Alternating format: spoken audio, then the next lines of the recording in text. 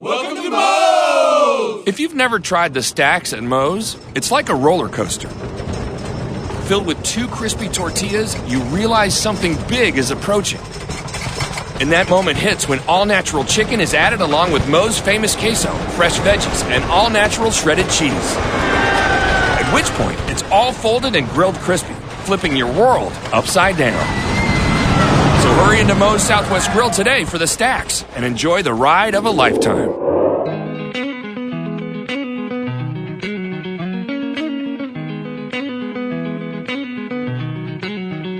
Back on the Monday Morning Quarterback, NJSFC.com's original multimedia series talking all things football across North Jersey.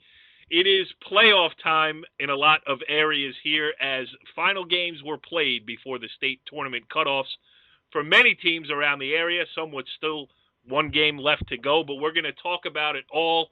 I am Corey Doviak, being joined by my illustrious panel of experts here, starting with our very own NorthJerseySports.com football insider, Richie Ballgame Barton. Richie B, what's going on? Oh, not much. Can't wait for the conversation that we're going to be having coming up.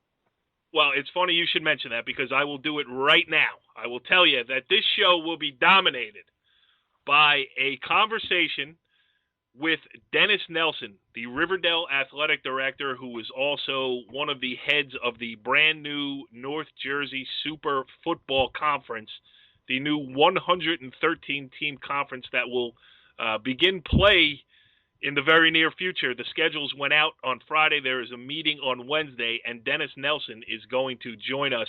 He gives us some great insight to everything that has gone on before, now, right here in the present, and even some future thoughts about the way this North Jersey football scene will look in a couple of years. So you're going to want to stay tuned for that, but also you're going to want to stay tuned to hear the dulcet tones of Brandon Gregory. What's up, Brand? Hey, how are you, Corey? I'm actually watching the New York Mets. They're winning 1-0, even though they're down 3-1 in the series.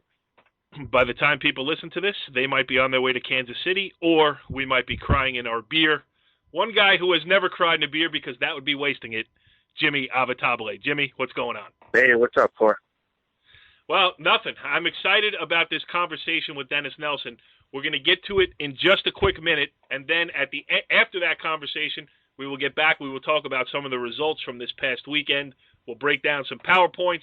We'll talk about some other issues going on as far as play or not play in Week 9, your best players and all that stuff. That conversation we will have. But first, let's get to the big one as we welcome in our guest here this week on the Monday Morning Quarterback. He joins us on the Moe's Southwest Grill Hotline. He is Riverdale Athletic Director and friend of the site, I might say, Denis Nelson. Denis, thanks for joining us here on the Monday Morning Quarterback. No problem, Corey. My pleasure. Well, we really do appreciate it because I have taken the time to write down, let me count them up, 375 questions that I would like to ask you. That sounds about right, yeah. I'm sure you've been asked them from all quarters of New Jersey over the past couple of months. I want to start, a lot of people know some stuff about this super conference coming up. A lot of people know nothing about it. A lot of people think they know everything about it. So I kind of want to start at the beginning.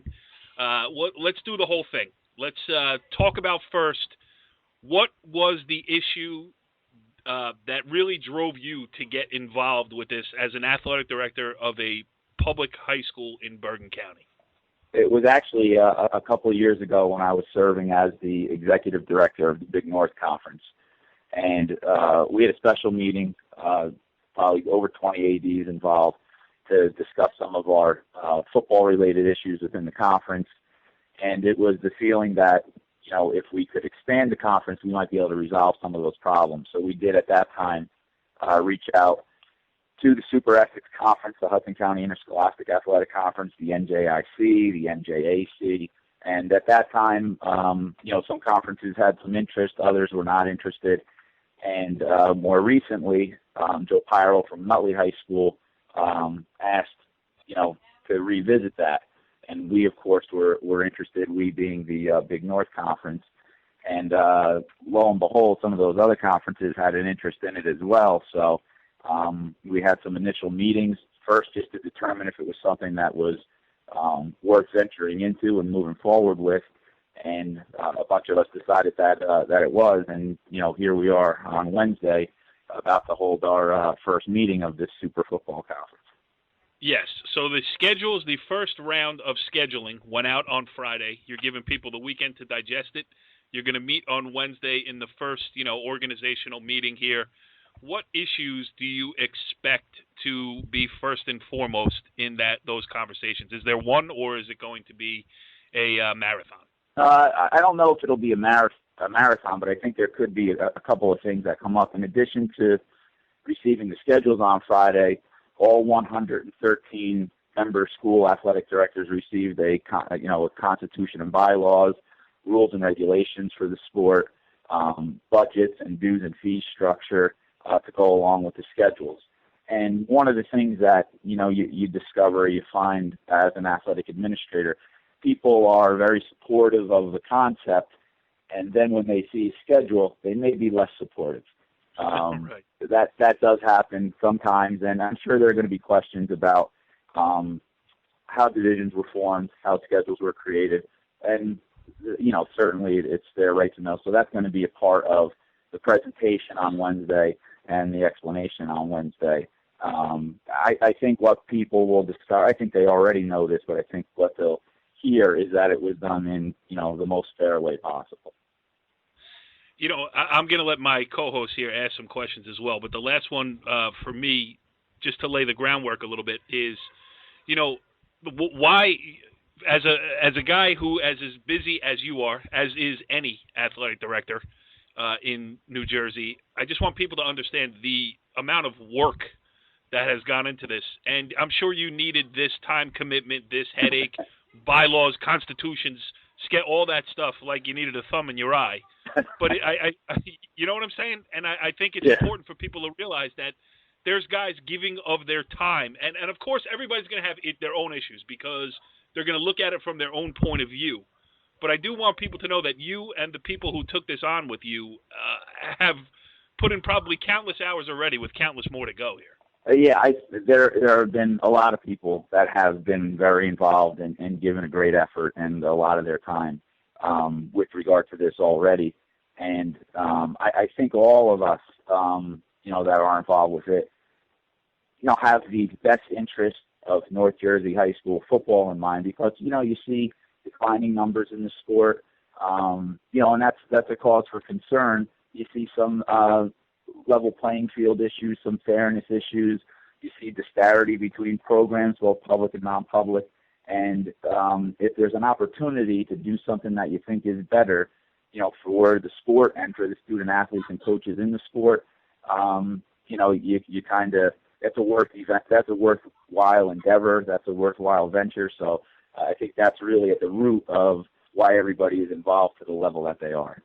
Yeah, and I just want people to understand that there are guys putting in the work to do this simply because it's the right thing to do. Okay, Brandon, what do you got? My first question is, obviously this all stems from what has happened at the Catholic school level, Dennis. With that being said, is there a resolution as far as how that part of the football is going to be done as on the Catholic school side? Is the PowerPoint system and so forth and so on? I think that's a good place to start at if we start with them and then we work our way through the various group sizes. That is a good place to start because that is kind of where it started a couple of years ago when we made our first inquiries into other conferences that might be interested in doing this, and it was a public and non-public issue really that was driving it, and that's still certainly one of the biggest factors that led to the creation of the Super Conference too. And what we did with the formation of the divisions was follow really kind of the Big North model with regard to non-public divisions and then public divisions. And we are asking the NJSIA for what we believe is a very reasonable request, and that is any non-public school that's in our A and B division, and there's 9 schools, 5 in one division, 4 in the other, that they receive automatic entry into the state tournament. We believe that's only fair, and that kind of follows what is done in the Gordon Conference for ice hockey, where the best teams, because they play the toughest and most competitive schedule, do gain entry into the state tournament automatically. So that's something, that's new and that's different in football. but something that we thought was fair, and we're hopeful that that's going to receive the approval that it needs from the right people. We think it will. That's a great answer, because the non-public public debate has fueled so many changes. I mean, that's really how we got the Big North, right? I mean, absolutely right. Yeah, that is correct. It was born out of problems that existed in the NJSFC for many years, and so they thought the solution was realignment. And while I do think that helped that particular issue, didn't take long, for that issue to kind of remain and maybe in some ways become more challenging. And so you're constantly kind of looking for solutions to that issue, and we think that this might be the best solution for it, not only in North Jersey, but maybe for the state too. I don't know for sure if separating in the entire state is the right thing to do or not. We may find that out in December or after December, if or when that vote is held. But in North Jersey, at least, with the conferences involved, it seems to be what most people, certainly public school guys, are most comfortable with. There are definitely non-public schools that are not fans of the divisional setup and the schedules. Since you graciously agreed to come on this show when I was talking to you at the Bergen County Girls Soccer Tournament semifinals, I was excited about it, and I started talking to a lot of people just to try to get their thoughts, some sounding boards on what they thought. And one guy who I spoke to, and I'm not going to mention his name because I didn't tell him I was talking to him to use on the show. But anyway, he's a well-known, very good journalist familiar to a lot of people around here, and his thoughts are interesting. And what he said was that so much of, there's no handbook for this because this is such a North Jersey-centric problem. Have you been able to take from somewhere else and say, this is how these, even other places around the country, or is this so specific to this, Big Five, Big Six, whatever we call it in the non-public football side, that you guys basically had to make this all up on the fly? There was quite a bit of that we had to do, and I would even say that it's the Big Nine at this point with the schools that we have involved in the Super Conference. And one of the things that I was a little disappointed in, I was a lot disappointed in, is that around the rest of the state, when we were looking for some help, some relief, just in terms of scheduling to help us, get them the number of games that they needed for their schedules, if it wasn't their problem, they were not interested. And that's really, I'm speaking to South and Central New Jersey, both the public and non-public schools, because a lot of the public schools in those conferences took steps to protect the non-public schools in the other areas of the state so that they, wouldn't have that obligation. And that was a little bit disappointing, because I think there are some games out there that could be competitive and that could be good matches, and they're just not interested. And since it's not their problem, they're not willing to help. Well, I hope you remember that when it does become their problem, because down the road, we've had those kind of talks too amongst ourselves. Yeah. All right, Richie B, go ahead. I want to get a little more specific as far as schools go. When doing all the scheduling for this, as you said earlier, not everyone is going to be happy. Were there any particular schools or particular areas where you thought, because I look at, I'm looking at some of the schedules here, and how does, you get the Patriot Division Blue, you have Paramus, you have Ramapo, Demarest. How does a Snyder get thrown in there? Or there's another one where West Milford's in with like High Point and all them. Is it just like we have to plug them in somewhere, or what were the talks behind that? No, we never really, thankfully, got to the point where you just have to put them somewhere. The divisions for throughout the conference are really based first on group size or enrollment. So there isn't anybody in the divisions that, if Riverdale's a Group 3, which we are, everybody in our division is a Group 3 school also. That was something that was very important to the coaches. We had a lot of coaches give input on this. They wanted to give input, and we wanted to hear it. And it really did help drive a lot of our decision-making, both with the divisional alignments and the schedules. It really proved to be very helpful. There were a couple meetings that they had where, they kind of, heard everybody out and came to some consensus and could give us feedback and insights into that, and that was very helpful. So it really starts first, Rich, with group size, and then we made some slides or some moves that made sense for geography. And another thing that was very important to the coaches and ADs also was that there be a balance of power, so that one division, say within Group 3, wasn't particularly, extremely strong, another one average, and another one weak. They wanted the divisions to be somewhat balanced in power so that good teams made the playoffs and weaker teams did not, which, made sense to a lot of people. So that was kind of the method to our madness with regards to putting schools into divisions. Part of the issue that you have is that, say, with Snyder or Ferris, you don't have very many schools of a particular group size coming from, say, the HCIAL or the FEC. So geography wasn't always a great fit, or power wasn't always a great fit. But I think we did a pretty good job with balancing those divisions. And the way that we could help a struggling program or a weaker program that might need it was through the crossover games. And we could get them the right kind of opponent so that they could have competitive games through the crossovers, and that really became a big part of the schedule making. Yeah, it killed me. I just had to cross out one of my questions. I was going to ask you to talk about the crossovers. So go ahead, Richie B. Follow up. I was also going to talk about the crossovers. But, go ahead. But, with schools having fluctuating enrollments, I mean, Corey and I see it all the time, where schools are a Group 2, and then the next year they're a Group 3, and then they're back down to a Group 2 the following year. Is that a concern for you at all, or is it? Yeah, it is. In fact, we kind of had this whole thing mapped out with divisions, and we were waiting for the NJSIA classifications and enrollment numbers to come out to see which groups everybody would be in. And we saw year to year, there's always 5 or 6 changes. Well, dealing with 113 schools, there were over 20 changes. So we had to do a lot of divisional alignment shuffling to keep the model of group size intact. And we're going to be doing divisional alignments every 2 years.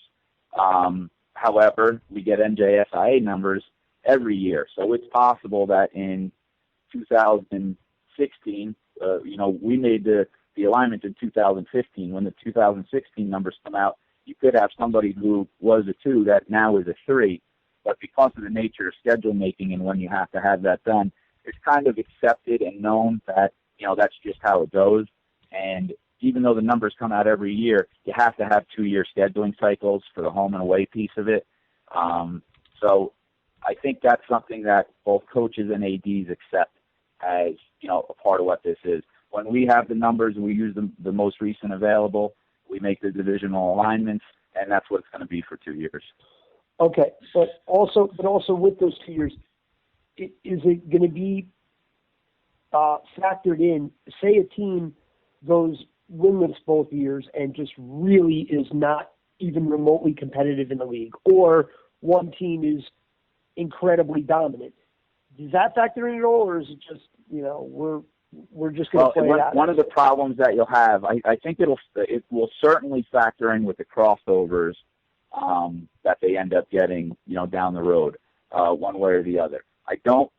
Given how strong the feelings were about the group size thing, I don't think you'll see movement from that where a very strong team would move up, because the teams that are up don't necessarily want that team to come in either. So there's quite an effect that would have.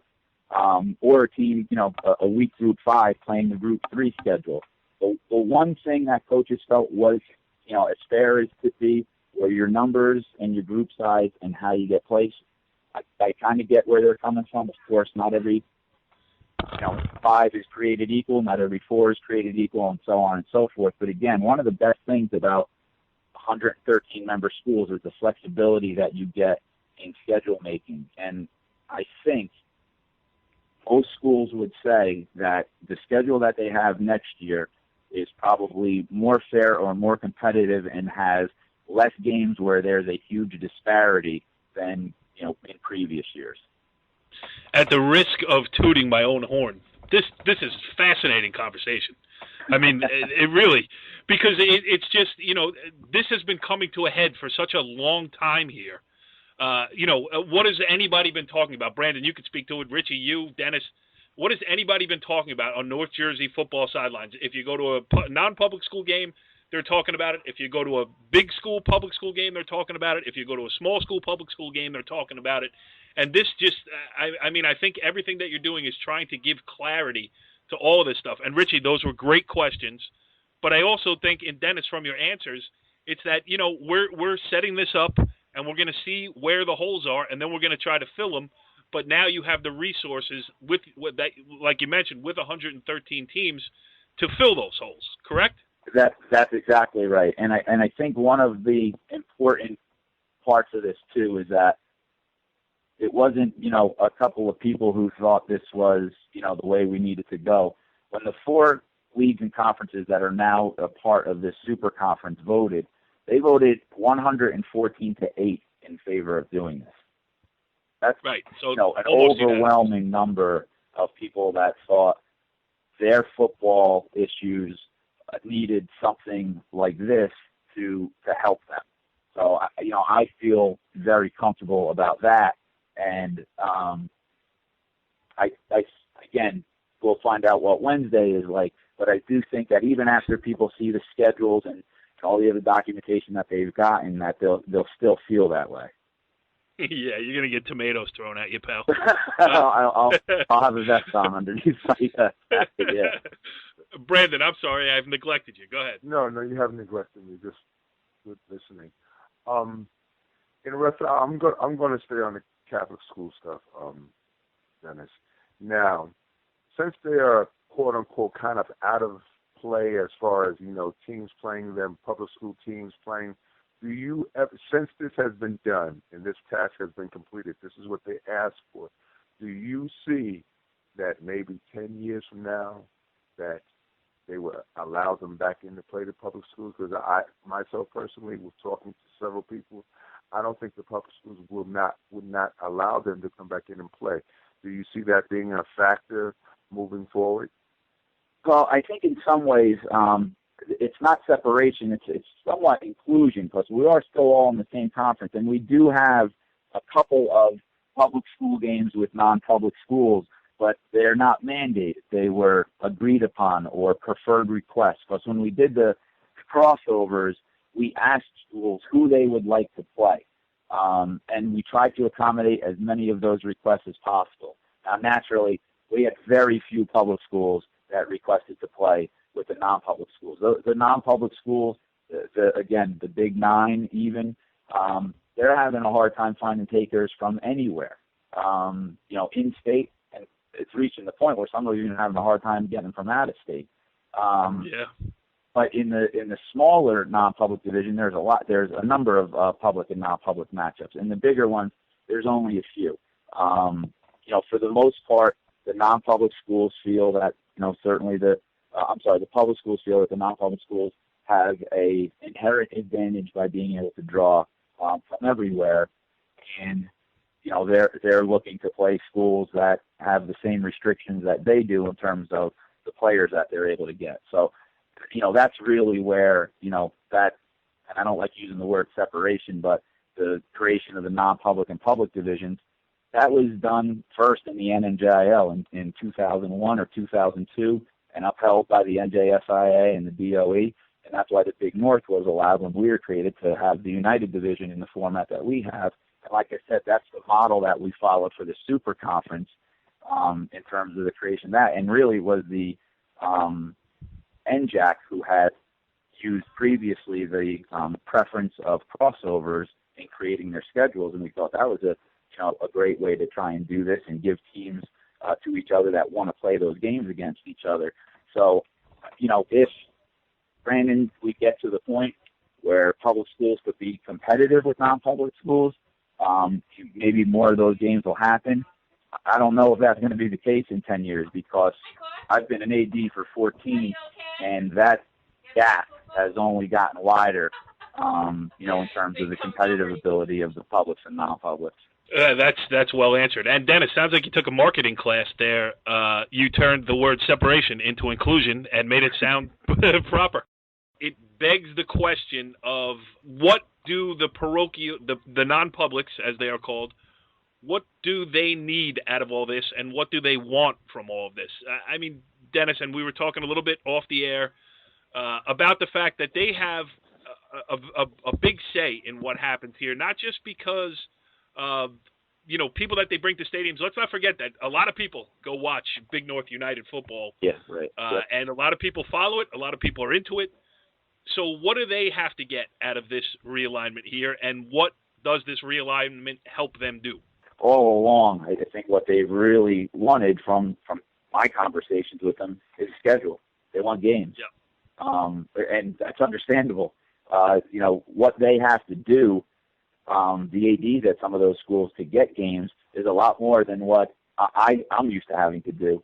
Right. In some ways, they're almost having to perform their jobs like collegiate ADs with the travel plans that they have to make to get some of those games. So, in 1982, when this kind of all started, that's how long this debate has raged on. Full and fair was the terminology that was used for scheduling purposes for, at that time, the non-public schools, although they were called Catholic or parochial back then, or urban schools. And that's still probably where they're, and what is up for debate is actually both words, full and fair. Right. And fair is the one that you could probably debate the most, because there are probably some of the non-publics that do not like the schedule that they got, especially the ones that are new to this. The ones who have been in the United Division, they're kind of accustomed to that type of schedule. But there are a number of others who are in there now who have played a very steady diet of public schools on their schedule, and they're probably not thrilled with the high amount of non-public schools that are on their schedule. Yeah, I mean, it's almost kind of like a scale up or, face the consequences. We had Vito Campanile on, I think, 2 weeks ago here down at Seton Hall Prep, but the way he spoke to us is that, they're going for it. They're playing to win. So it's going to be a long process for them to build, and they're not at that level yet. But, you throw in a school like Del Barton, though, which is, not that they're not looking to win. I mean, obviously everyone's looking to win, but as Dennis was saying, I mean, you used to have Del Barton versus, Parsippany Hills and, those types of schools where they're average schools or some years above average, but Del Barton is a school that can pull kids from anywhere. I mean, where, those are the schools he's talking about, basically. Yeah, Dennis, is there a way to delineate between, a parochial going for it and a parochial that says, we don't want to go for it? Is that something that you guys that's really not a conversation that we've had. I can tell you that, there were, like I said earlier, there really weren't any public schools that wanted a non-public on their schedule, again, for the most part, because of how good they can get right away. Yeah. They have that ability much more so than public schools do, because of the types of student athletes that they can attract and from the broad range and geography that they can attract them from. So that we haven't really had that kind of, talk or conversation. The way we broke up the publics was by group size. We did the same with the non-public. So we didn't do a competitive balance in terms of the public schools with, put the good schools here, the average schools there, and the weak schools there. We didn't do it with the non-publics either, because we thought it was very important to be consistent with how we set up all the divisions, and we did maintain that consistency. There's that word fair again, and to me, that sounds fair. Go ahead, Richie. I do have a question, though, as I'm looking over some kind of schedules. Hudson Catholic, for instance. You have them opening with Immaculate Conception, which is, Hudson Catholic is a very small school. Immaculate Conception is in Montclair, is about as small as it gets. But then you also have, a DePaul, a Del Barton, a Pope John on your schedule. Was Hudson Catholic one of those types of schools where you say, one of these schools is just going to have to, either play up or play down a little bit sometimes? Well, they're in a divisional setup with the Group 1 and Group 2 non-publics. So that's why they would have somebody like Montclair Immaculate. we wouldn't cross them over with a Group 4 non-public because we tried to keep the crossovers as much as possible to just one group size up or down. They agreed to play with Del Barton and Pope John mutually with those schools, which was great. And then they got DePaul also, who's a Group 3, who's just one group size up because we needed to get games for both of them. And we thought it was a game that was fair, at least in terms of the group size. And Hudson Catholic might be, at least this year, looking at it, the best team in that smallest division. So we didn't think it was unfair to set up a game of that nature. For anybody who, just listening to Richie throws Hudson Catholic at you out of the blue, and to give that of a, informed response to that question, I just hope that people listening to this really understand how much work has gone in behind this and how much it's being done for the good of as many people as possible. It is not going to be possible to please everybody. That's not possible in this society.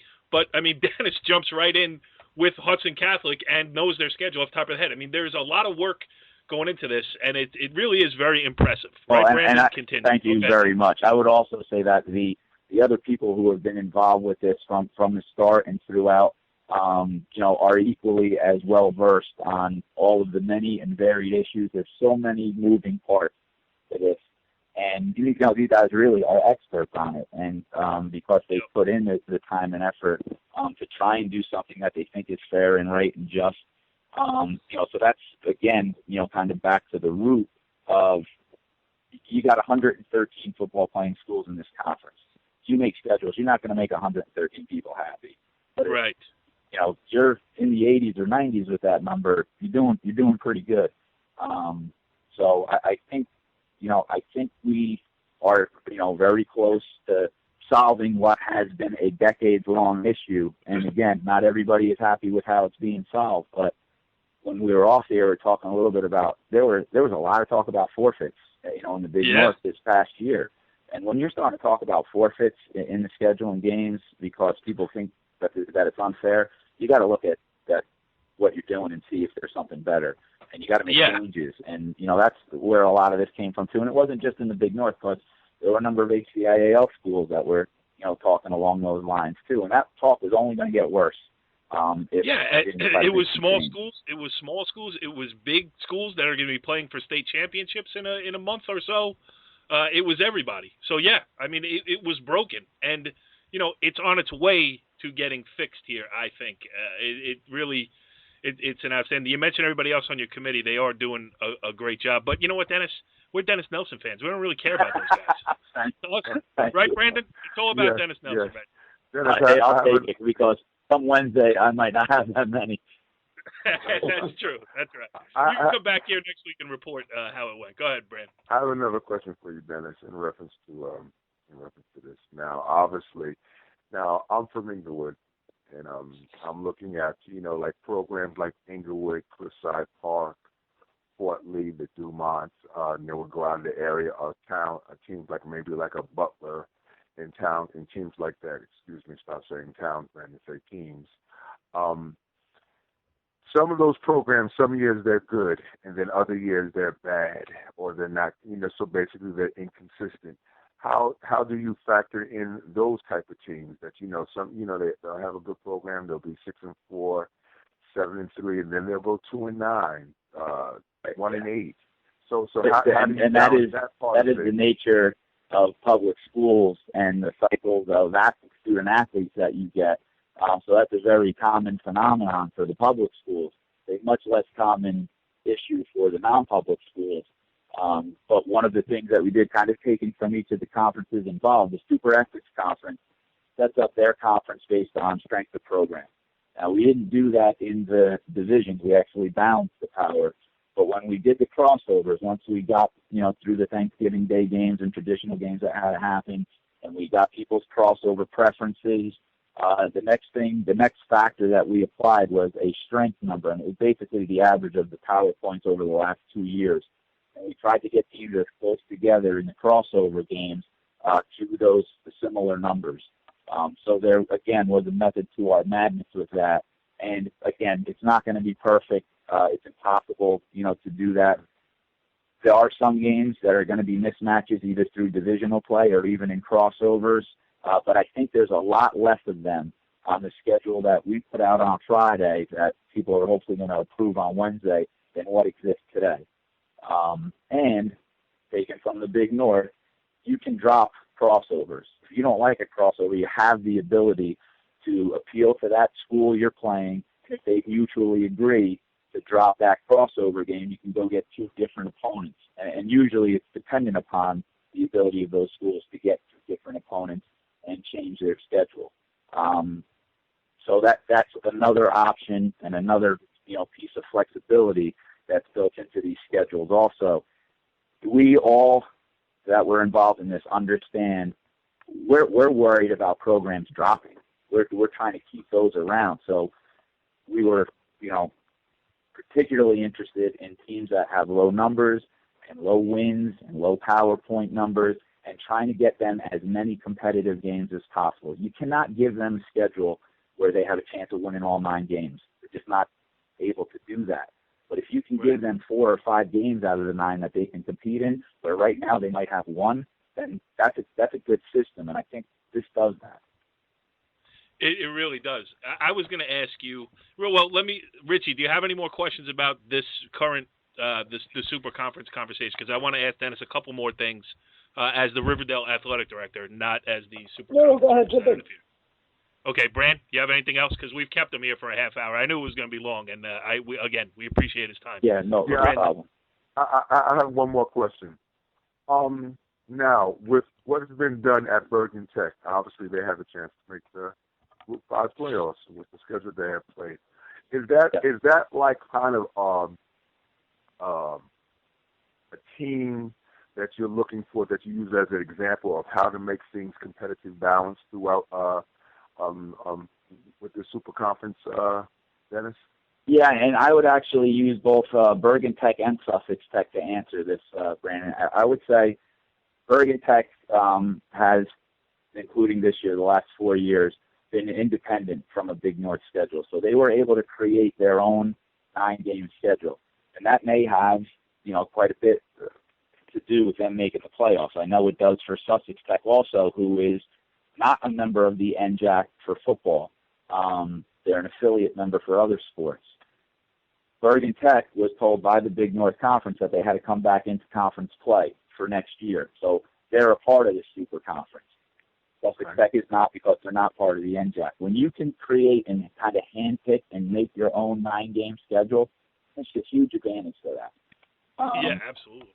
Big time. And I think you're seeing that both with, especially Sussex Tech and Bergen Tech and their place in the playoffs. Now, Bergen Tech beat some of the teams from within our conference last year, and that's why we said we believe you're ready to be back in, with the Big North schools. Bergen Tech is in a division where I believe they're fairly placed, and I think they have especially crossovers that are fair to them, and they may have the opportunity to make the playoffs again, or if they don't deserve to make the playoffs, they won't.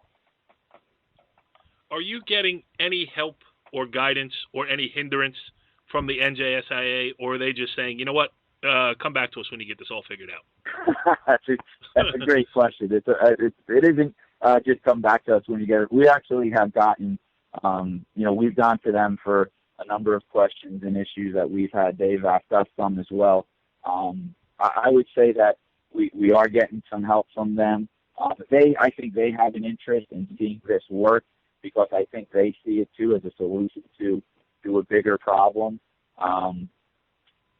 They're acutely aware of the history of the NJIL, the realignment, the Big North, so on and so forth. So I think that they're hopeful this is going to be well accepted, well received, and that it will work, because I think they see it as the best possible solution, if there is any, to what we're all kind of dealing with up in North Jersey regarding football. Yeah, I mean, you really are giving it the old college try. I mean, that's obvious from this conversation. All right, now I want to ask you two things as a Riverdale AD here. Both roles. But anyway, do you hear when you talk to other Bergen County ADs and either ADs around the state, is there talks of some teams folding up shop? in football? I think there's more talk of co-oping than of that was my next question. Outright dropping.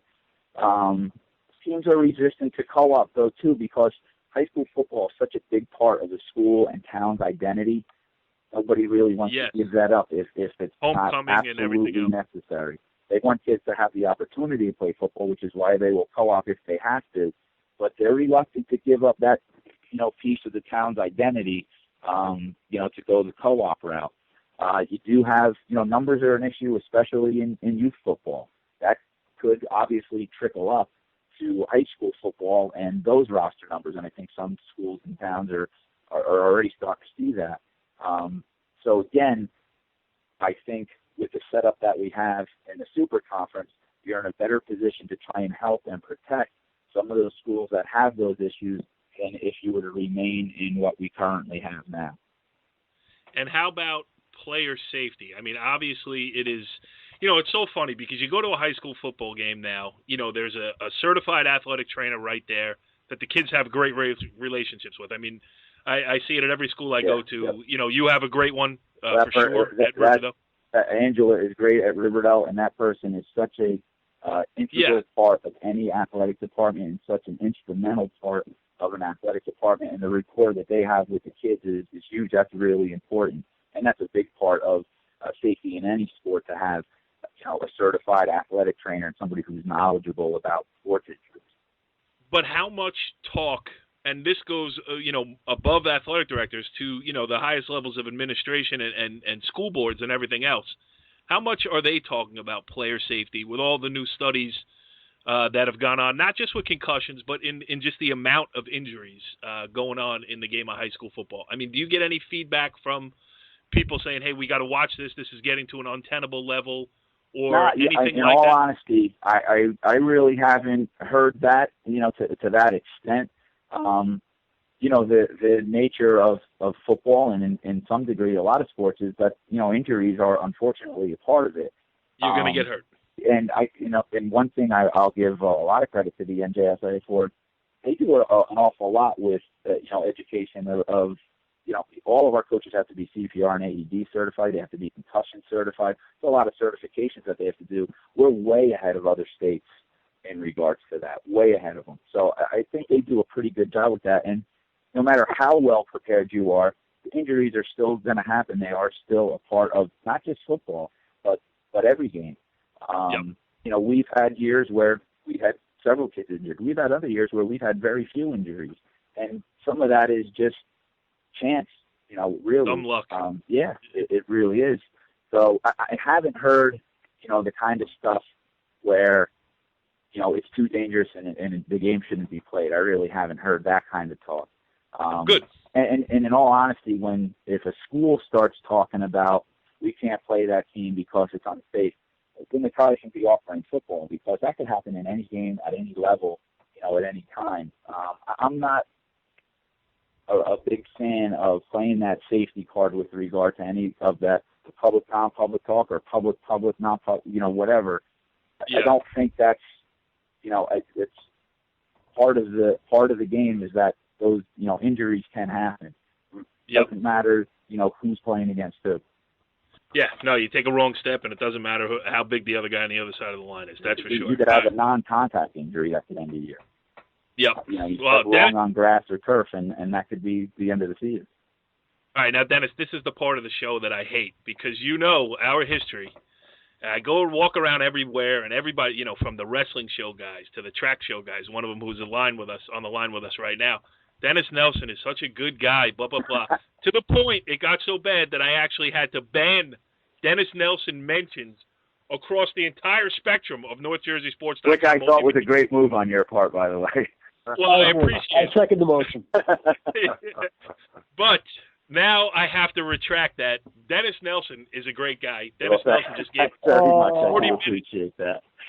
40 minutes of really we just got an education in high school football, and it really is great to hear that smart people such as yourself are trying to that's very debatable, but I'll take it. Hey, listen, I'm being nice here, okay? It's just maybe I'm a little bit over the top. But I will say this, Dennis Nelson, a great athletic director at Riverdale High School, and a true glutton for punishment for taking on the task of fixing high school football in North Jersey. You're crazy. No argument with the second part. Thanks very much. All right. Well, needless to say, that was an interesting conversation there with Riverdale Athletic Director Denis Nelson. And Brandon, don't you feel a whole lot more informed after having it? Yeah, he pretty much dotted the I's and crossed the T's with all the information that he passed off to you, Richie, and I, Corey, and he's very well informed, and he's put in a lot of time to make football better in the North Jersey area. So hopefully everything works itself out during the course of the weekend that this can finally be settled. And Brandon, didn't you think that Richie Barton was especially on his game? I mean, he pressed, he followed up. He only said, like 3 times, which is a record for him. I mean, don't you really feel like he's growing up right before our eyes? You know something, when I speak to Richie, every time I see him, I try to give him a big hug. But since he's so short and I'm so tall, I keep on missing his head. You swing right over the top. Absolutely. That happens to me, too. Absolutely. Richie B., what do you have to say for yourself? Is he even on the phone? He probably... All right, good. Anyway, let's talk some football here from the week that was. And we actually have a guy on staff here who was out watching some football, Jimmy Avatabile. Now, you were there on Friday night. Let's start with this game. Battle of Unbeatens. We set it up. Last week we had DJ Nymphius on. 2 weeks ago we had Mawar quarterback James Siliento. We've had Jeff Remo on. We knew all about it. What'd you see while you were there? Well, anybody that takes a look at the box score realizes it was a game of 2 halves. First half, Mawa did exactly what they wanted to do coming into the game. They shut down Riverdale's vaunted option attack, and James Siliento broke the second play for a 60-yard touchdown, and pretty much Mawa dominated the first half, up 17-7. Coming out in the third quarter, Mawa, in my opinion, got a little bit out of their game plan, decided they wanted to throw the ball, and Riverdale took advantage. They intercepted one, ran it back for a touchdown, intercepted another one, ran it inside the 5-yard line. The offense capitalized, and, that was it. Riverdale, had done nothing in the first half offensively, really didn't have to do much in the third quarter, and found themselves with a lead in the fourth quarter, and then all of a sudden they put together a classic Riverdale drive, 6-7 minute drive, punched another one in, and they walked out with a league championship. Yeah, not only a league championship, but also solidifying the number 1 seed in the North 1 Group 3 state sectional playoffs. They've been to the state sectional finals 2 years in a row, and now the road to MetLife Stadium goes through Oradell. So a huge win for them, right? Yeah, no question. I mean, at halftime, a bunch of us were talking on the sideline, and it looked like Riverdale didn't have much life. And then all of a sudden, the game changed. I know Jimmy Siliento got banged up a little bit, and from what I understand, the Mahwah coaches decided they did not want him injured. They wanted to protect him a little bit. They wound up losing the game. And that's a question. We're going to get into it later. What do you do in the Week 9 games? Well, there was a perfect example the other night. Do you push the kid and go out there and get a number 1 seed guaranteed, or do you go out there and win a league championship? They decided it was more important to just go in there and try to win the game a different way, and it didn't work out for them. Yeah, it is, and it makes things interesting in North 1 Group 2 because Mahwah tied atop the PowerPoint standings in North 1 Group 2 with 119, but they've played their full 8. Glen Rock is in second place, tied with 119. I guess they have a game in hand. They play Garfield on the 7th, and that game has big PowerPoint implications, for both sides. Actually, I believe, if I'm reading it right, I think Garfield has something to play for too. So, one string of events changed a lot of things around North Jersey, right, Brad? Yes, they did. Just talking about that game in particular, the Mahwah Riverdale game. Sometimes coaches make decisions that when they look back at it and they have an opportunity to reflect on things later on, they may not wish they have done it. So, obviously, Mahwah and Coach in Riverdale, what happened over the course of the weekend, they've made the playoffs, both teams, but one is just going to be in a better place. And you always want to go into a playoffs, on a positive note. You don't want to have questions, and that's something that Marwa is going to have to deal with this upcoming week to see, if Celianto is healthy and everything else, because certain things were exposed in the Riverdale game that maybe their first playoff opponent can take advantage of.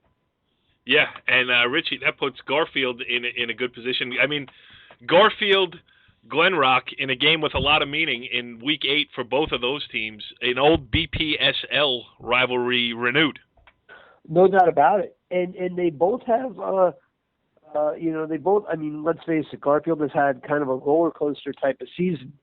And, the talent is there, but it's just a matter of which team shows up. You don't necessarily, with the Boilermakers, you don't really know from quarter to quarter, from drive to drive, what you're going to get.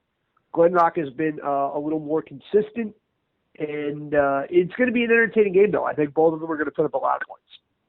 Yeah, all right. So let's see, you know what? Let's go through these PowerPoint brackets here, the state sectional tournament brackets, and then we can bring up games inside them that impacted them this week. But, Jimmy, North 1 Group 1 is one that we always love to watch. We've been watching it closely this year. Park Ridge finished 7-1 at the cutoff. They're going to get the number 1 seed, and that, for them, Verona has moved up to the number 4, and Park Ridge, Verona in the semifinals, when really that probably could be a final.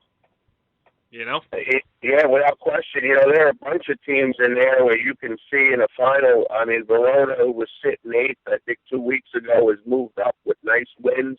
A very young Cedar Grove has moved up. I mean, with successive wins over Orange and Shabazz. So they're, with the young Najiko, whose brother's at Miami, he's a force at wide receiver. And you have to mention Saddlebrook pulling up a big victory over Hasbrook Heights. So that that bracket is absolutely wide open. Yeah, and one thing that I neglected to mention is that Park Ridge is the 1. Cresskill is the 8. Cresskill is 5-3. Park Ridge's 1 loss, Richie B, is to Cresskill. What do you think of that? Are you gone again? Well, I'll make a comment. I'll make a comment on that, Corey. Go ahead. Obviously, the 1-8. I don't like Richie anyway. Obviously, that 1-8 game could be a final, like you had mentioned, since you said Park Ridge is number 1 and Cresskill is number 8. Yep. And it also shows you that Cresskill does have the talent to beat anybody in that bracket. So seeding sometimes can be very deceiving. Just going back a couple of years ago when the Fuller senior year, they were seeded number 7 and they played number 2 Sparta up in Sparta, and they beat Sparta. So don't always judge a team by where they're seeded. They still have to play the game. I also think that's, again, as Jimmy kind of pointed, it's really the only section in the state where all 8 teams in the bracket could win, and no one would really say that's a big surprise. Right. Creskill's the number 8, and their 3 losses are by 3 points to Saddlebrook, by 4 points to Beckton, and by 7 points in a game that Jimmy and I were at against Hasbrook Heights. That certainly could have gone either way. So if that's your 8 seed, you got a good bracket. That's going to be good. All right, let's move over. North 1 Group 2 here. Jimmy, Mawa at 7-1. As I mentioned, Glenrock can catch and pass them, has caught them and passed them. Pequannock at the 3, Sussex Tech at the 4. That's a whole nother conversation that we also had with Dennis Nelson. Westwood flying high at 5-3. Pascack Hills with a historic win for that program by beating Ramsey. So a lot of local interest in North 1 Group 2 too, Jimmy. Yeah, no question. Westwood, the 2-time defending champ, was 2-3. After 3 successive losses, they've come back. They've righted the ship a little bit.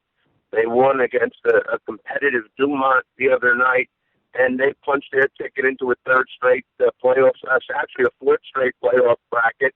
And they will probably be the 5 seed. So great job with Coach Dennis Hart and the Cardinals. Another very, very good bracket. I mean, Mawa did show some cracks in the armor, as Brandon mentioned before. A situation where if you can limit the running of James Ciliento and make them throw the football, you certainly have a chance. So they were exposed a little bit the other night. Yes, Pascack Hill's in the bracket too. I don't know if they can win it, but that was a program on the verge of extinction a couple years ago. Played an independent schedule. Brooks Alexander, a great guest, previous guest on Monday Morning Quarterback last year or the year before, whatever. But we got to catch up with the Cowboys because it's been more than 20 years since they've beaten Ramsey in a game of football, and they did it this year. So that's interesting. All right, getting back to North 1 Group 3, Jimmy, only because it brings up a conundrum here. Riverdale is the number 1 seed. They've played their 8 games. Ramapo is the number 2 seed. They've played their 8 games. Riverdale and Ramapo are playing an independent game this week coming up on Friday night. Now, obviously you don't want to get anybody hurt. On the other side of it, you decided to take the game. What do you do here? Explain the situation.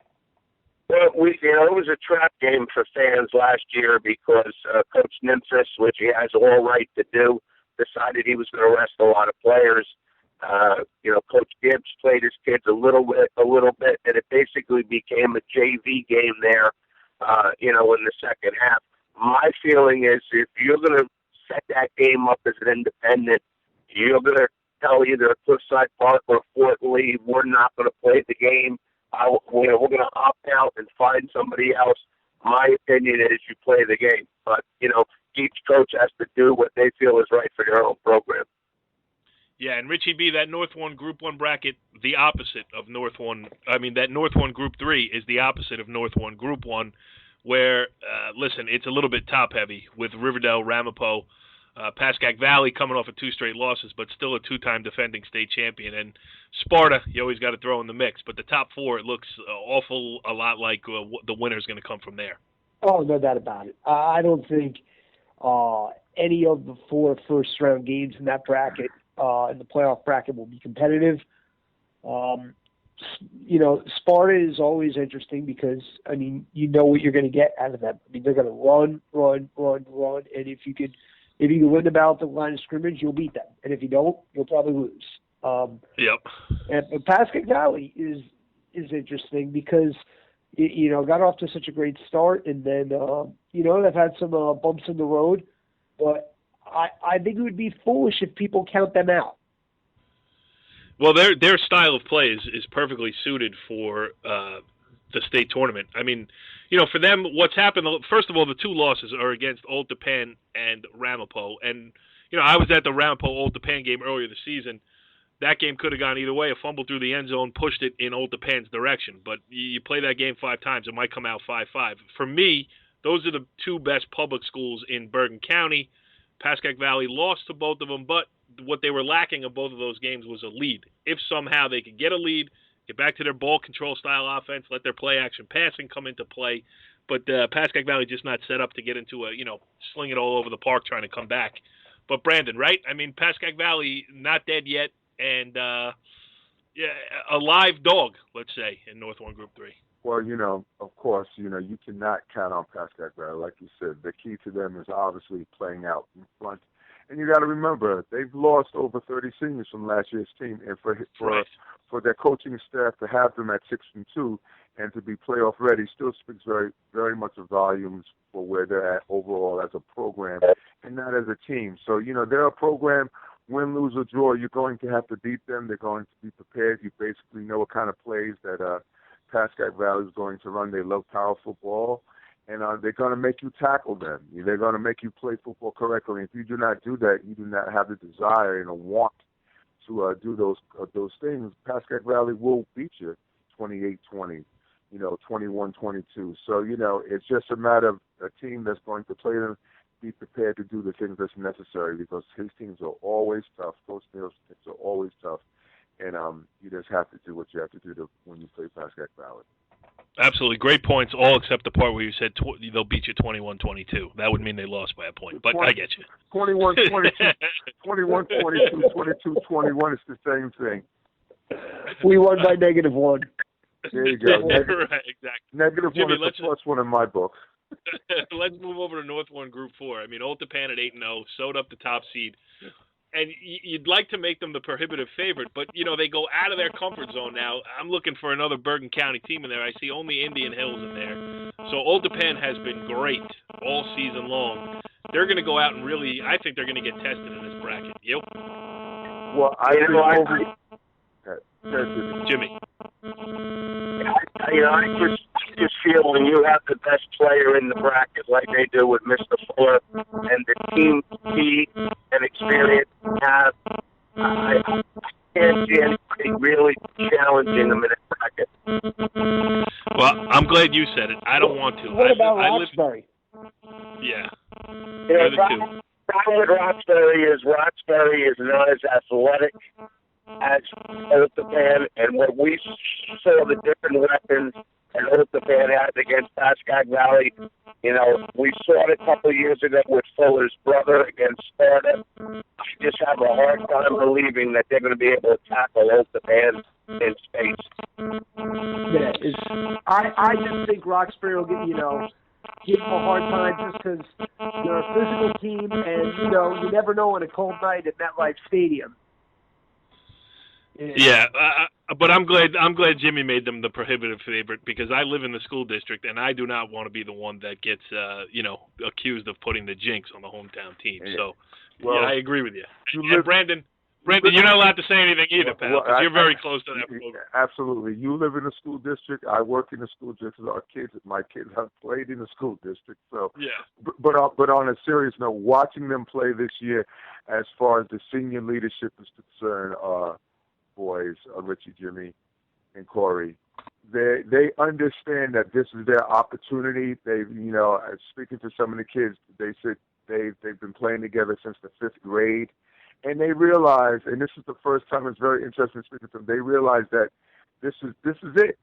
So, and they have played with a sense of urgency during the course of this year, and you can see that in the games that they had to play in the Ramapo game, and then obviously, as you had mentioned, Corey, the Pascack Valley game. That was probably by far the best overall game this group of seniors has played, along with everybody else that played in that game, Corey. So, I think they have a good chance of playing well.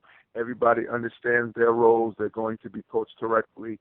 And it's just a matter like anything else. Like Richie said, cold December night, you never know what's going to happen. But if you're going to look at overall talent and what they've done, I think, they are pretty much the team to beat. And someone has to be the team to beat. And, this is, again, a place where hopefully they'll be successful. And it will be very nice to see them bring home a state championship. Yes, let me just say that it would not disappoint me to see my friend Brian Dunn lift the trophy at MetLife Stadium. Yes. But, Brian whatever. is a good dude, man. He's a really good dude. He's a very good person. And that's really the most important thing that I have dealing with Brian. He's a good person. Except he's getting close to Dennis Nelson territory. I might have to put a cape on nice things being said about Brian Dunn on NorthJerseySports.com multimedia. All right, last one we get to in the Publix, and then we'll quickly touch on the parochial because we got some things going on there too. But Ridgewood snuck up with a 20-14 win over Passaic Tech in the final game before the cutoff for both of those teams. And now Ridgewood is the number 1 seed in the North 1 Group 5 bracket, followed by PCT, Union City. Hackensack still with a game in hand can move up. Bergen Tech, again, we touched on that scenario with Dennis Nelson earlier. Montclair, Bloomfield, Clifton. Jimmy, again, that's another one of the bracket where it's hard to pick a distinct favorite. Obviously Ridgewood is the 1 seed. I think they're a very vulnerable 1 seed. The team, I think, that could ultimately carry the trophy or go out in the first round, depending how their young players play on any given Saturday, is Montclair. Montclair started off with an 0-4. They came back, they beat Seton Hall Prep, and now they're on a little bit of a roll. And, they have a big fan base down there, and I was talking to one of them the other day, and he said, "What do you think?" I said, "You guys can either win the championship or go out in the first round." So if I had to make a bet right now, I would go with Montclair. All right, that's a good analysis, Richie. I think there are a lot of interesting stories. Montclair again coming on, as Jimmy just said. Union City having beaten Montclair earlier in the year. Union City has knocked on the door for a couple of years now. When is the year they finally break through and at least get to a title game? But also we forget, I mean, just 2 weeks ago, Hackensack, came back late to beat Ridgewood. So, it shows you how, I mean, Hackensack beat Ridgewood by a point. Ridgewood beats Passaic County Tech in overtime. I mean, I think those three teams could, beat up each other on any given week.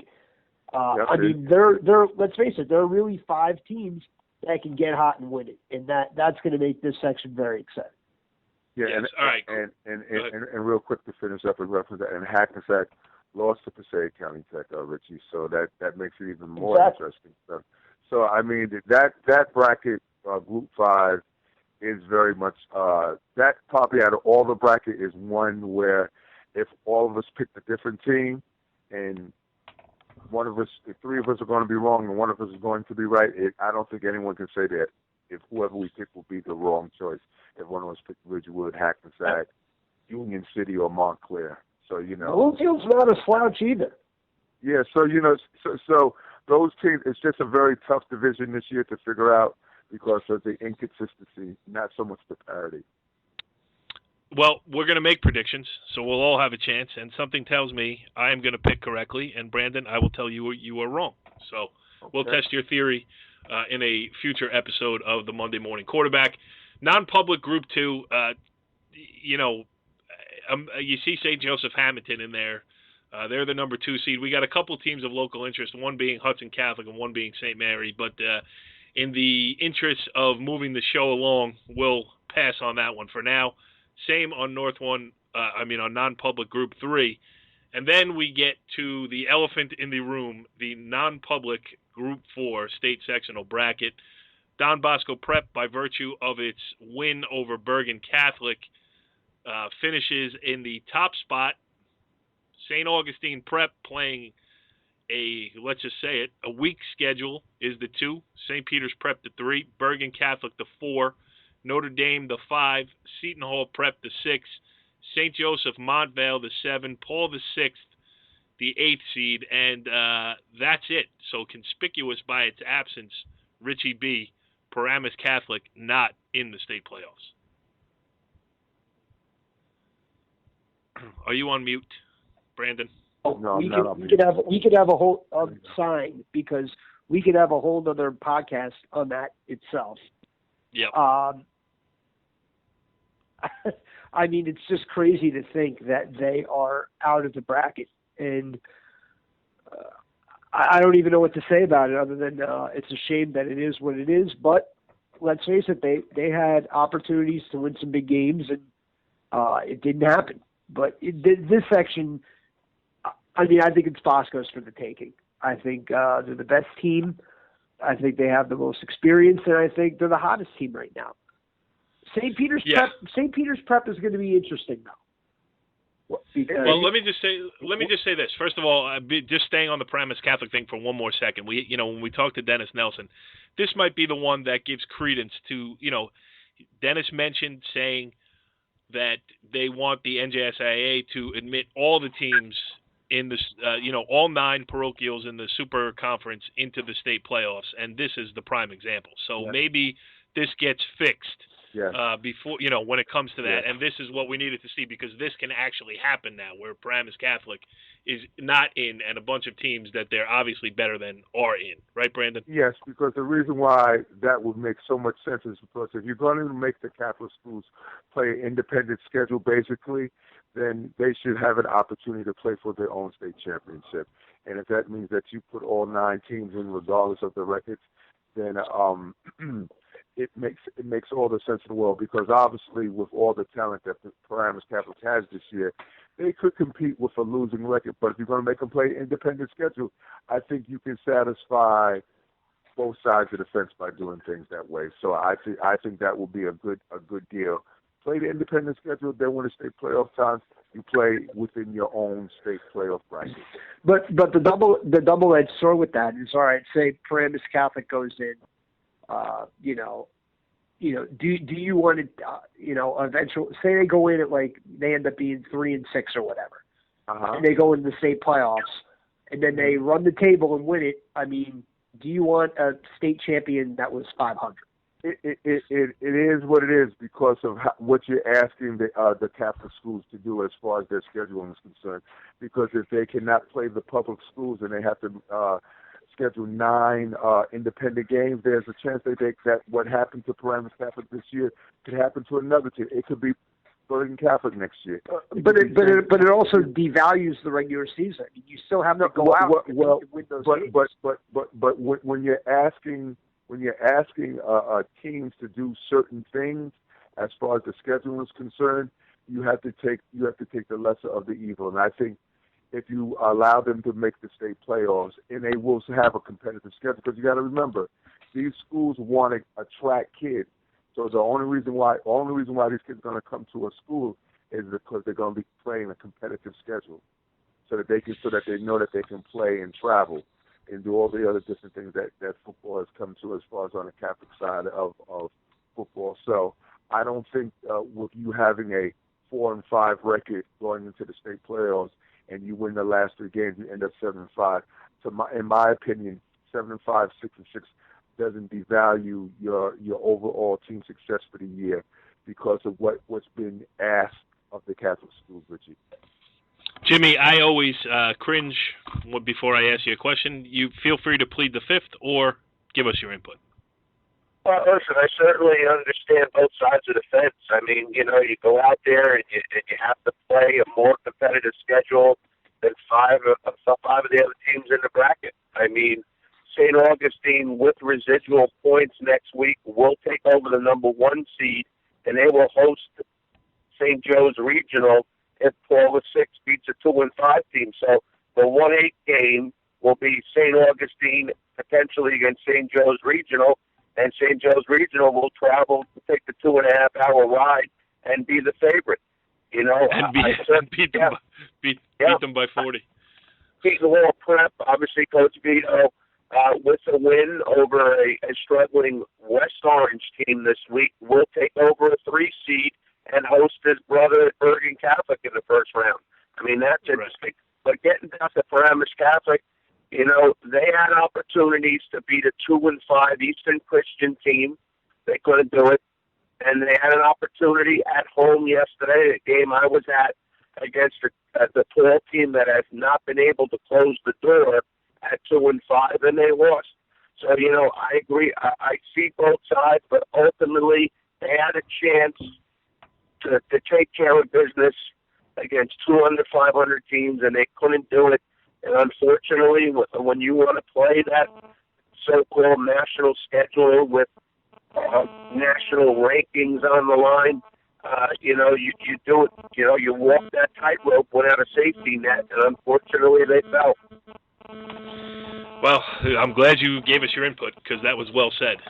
Listen, there were a lot of things well said on one of the most informative editions ever of the Monday Morning Quarterback. We would like to, again, thank Dennis Nelson for coming on and really giving us an education on what North Jersey football is going to look like in the coming months and years. It was great talking to him. Also, great catching up with the boys here. It's almost playoff time. Let's get this regular season out of the way. Let's see who moves where in the PowerPoints, and then let's do this. Let's do this again next week. See you next week on the Monday Morning Quarterback. Follow the leader.